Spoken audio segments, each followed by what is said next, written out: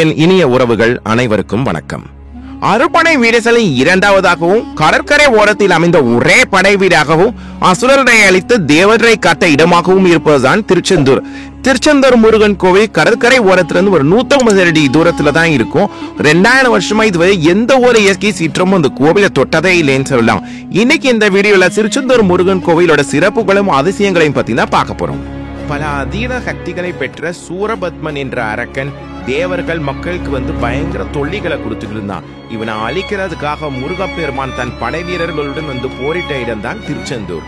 சூரபத்மன் என்ற அரக்கனை ஐப்பசி மாதம் வடதிரை சஷ்டி என்று முருகப்பெருமான் தன் பைரவே கொண்டு வரை செய்த தினத்தை தான் சூரசம்ஹாரம் கந்த சஷ்டி தினம் சொல்லிட்டு நம்ம விமர்சையா கொண்டாடிட்டு இருக்கோம்.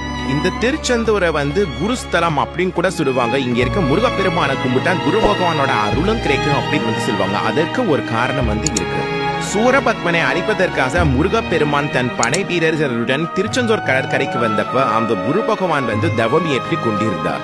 முருகனை பணிந்து வணங்கிய குரு பகவான் அசுரர்களின் வரலாற்றை பற்றி கூறி சூரபத்மனை கோரி வருவதற்கு முருகப்பெருமானுக்கும் அவரது படையினருக்கும் ஆலோசனை செய்து அறிவுரை வழங்கினார். இதனால் மிகவும் மகிழ்ந்த முருகப்பெருமான் தான் இங்கே கோவில் கொள்ளும் வரத்தை அருளினார். இதுதான் மகிழ்ந்த குரு பகவான் விஸ்வகர்மாவை அழைத்து இங்கு கோவில் எழுப்பினார்.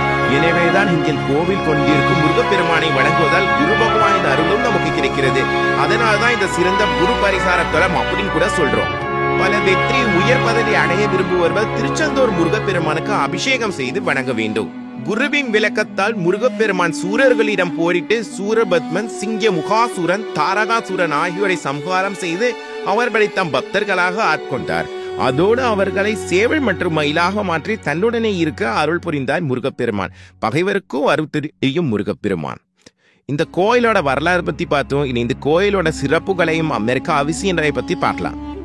சூரபத்மனை வதைத்ததுக்கு அப்புறம் முருகப்பெருமான் தன் 4 கைகளுடன் தாமரை மலர் கொண்டு சிவ பூஜை செய்தார் அப்படின்னு சொல்றாங்க.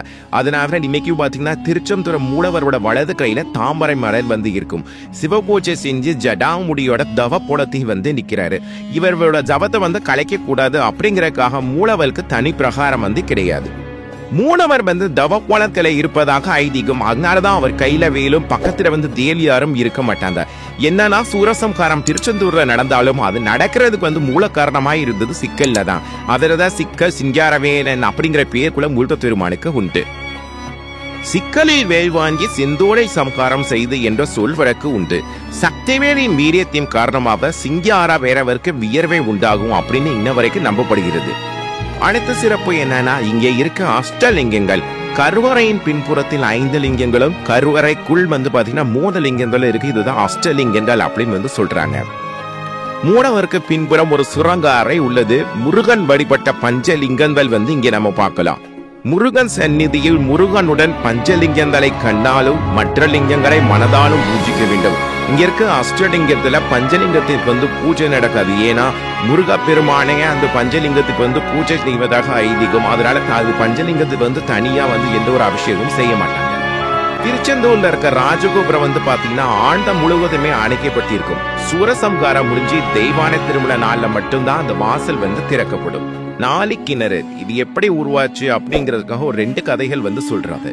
நாளிக்கிணற்றுக்கும் சூரசம்ஹாரத்துக்கும் கூட ஒரு தொடர்பு இருக்கிறது. சூரசம்ஹாரம் முடிந்த பிறகு முருகன் தனது கோபத்தை தணிக்க தனது வேளால் வேகமாக தரையை குத்த பீரிட்டு வந்த நீர் தான் நாளிக்கிணற்றில் இருப்பதாக நம்பிக்கை. 2வது கதை என்னன்னா சூரபத்மனோட போரின் போது திருச்செந்தூரில் முகாமிக்க தங்கியிருந்த போர் வீரர்களின் தாகத்தை தீர்ப்பதற்காக முருகர் தனது வேளால் இந்த கிணற்றை உருவாக்கினார் என்றும் கூறப்படுகிறது. கடற்பரப்பை விட கீழிருக்கும் இந்த நாளை கிணற்றில் ஊறும் நீர் கடல் மண்ணினால் வடிகட்டப்பட்டு ஊர்ப்பு நீங்கி இனிப்பு சுவையுடன் உருவெடுக்கிறது. தாராபிஷேகம் இந்த கோயிலோட சிறப்பான அபிஷேகம் அப்படின்னு சொல்றாங்க. தாராபிஷேகம்னா என்ன அப்படிங்கறத பார்க்கலாம். மூலவரின் தலைக்கு மேல் பெரிய வெள்ளி பாத்திரம் ஒன்றை கட்டி தொம்ப விட்டு அதை பால் நிரப்பி சிறிய துவாரத்தின் வழியாக பாறை தாரை தாரையாக மூலவரின் மேல் விழச் செய்து சுமார் 3 மணி நேரம் நடைபெறும். இந்த அபிஷேகத்துக்கு பேர் தான் தாராபிஷேகம்.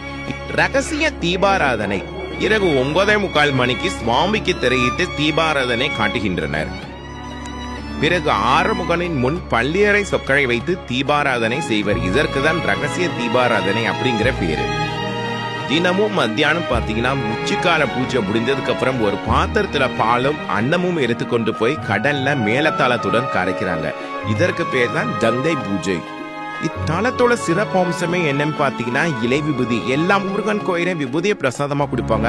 ஆனா திருச்செந்தூர்ல விபூதியை இலைக்குள்ள வச்சு கொடுக்குறாங்க. இந்த இலை விபூதி தான் இந்த திருச்செந்தூர்ல ஒரு சிறப்பு அம்சம்னே சொல்லலாம். ஏன் விபூதி இலைக்குள்ள வச்சு கொடுக்குறாங்க? இதுக்கு பின்னாடி ஒரு வரலாறே இருக்கு. திருச்செந்தூர் தலத்தின் சிறப்பம்சமே இலை விபூதி பிரசாதம். திருச்செந்தூரில் தேவர்கள் பன்னீர் மரங்களாக உள்ளனர் என்பது ஐதீகம். இந்த பன்னீர் மரத்துல இருக்க இலை பாத்தீங்கன்னா அப்படியே முருகனோட வேல் மாதிரி இருக்கும். அது மட்டும் இல்லாம இந்த பன்னீர் மரத்துல இருக்க அந்த இலையில பன்னீர், அதாவது 12 நரம்புகள் இருக்கும். 12 நரம்புகள் உள்ள பன்னீர் மர இலைகளில் வைத்து தரப்படுவதே இந்த இலை விபூதி பிரசாதம். முருகப்பெருமான் தன் 12 கரங்களால் விஸ்வாமித்திரரின் காசநோய் நீங்க திருநீர் அளித்ததன் தாத்பரியம் தான் இது. சூரபதுமன் வலம் முடிந்த பின் முருகப்பெருமான் தன் பரிவாரங்களுக்கு 12 கைகளினால் விபூதி பிரசாதம் வழங்கினார் என்றும் கூறுகின்றனர். எவ்வளவு சிறப்பு வாய்ந்தது அந்த இலை விபூதி! இதுதாங்க திருச்செந்தூரோட வரலாறு, அது சிறப்புகள் மற்றும் அதில் இருக்கும் அதிசயங்கள். இந்த வீடியோ உங்களுக்கு பிடிச்சிருச்சுன்னா கட்டாயம் லைக் கமெண்ட் பண்ணுங்க. சேனலை சப்ஸ்கிரைப் பண்ணாததோ பண்ணுங்க. நெக்ஸ்ட் ஒரு வீடியோல உங்களை மீட் பண்றேன்.